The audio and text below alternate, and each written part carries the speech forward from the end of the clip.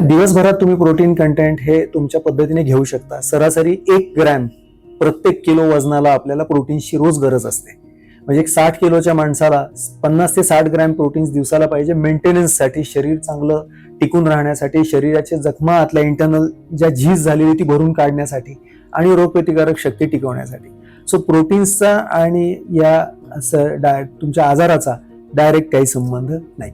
Proteins कोणाला कमी देतात? ज्यांना किडनीचे आजार आहेत.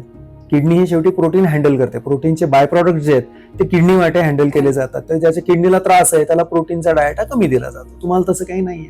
तुम्ही जेव्हा मील स्किप करता तुमच्या रक्तात ब्लड शुगर लेवल ड्रॉप होते आणि मेंदूमध्ये फॅट नाहीये, त्यामुळे चरबी नसल्यामुळे ब्रेनला रिझर्व्ह फ्युएल कुठेच नाहीये. तुम्ही जे खातात त्यातनंच ब्रेनला फ्युएल मिळतं.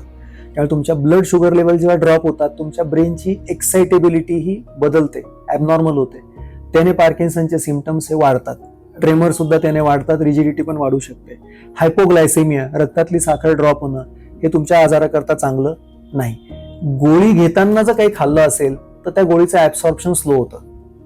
गोळी उपाशी पोटी जास्त चांगली ऍब्सॉर्ब होते. डोपामिनच्या गोळ्या उपाशी पोटी चांगल्या ऍब्सॉर्ब होतात.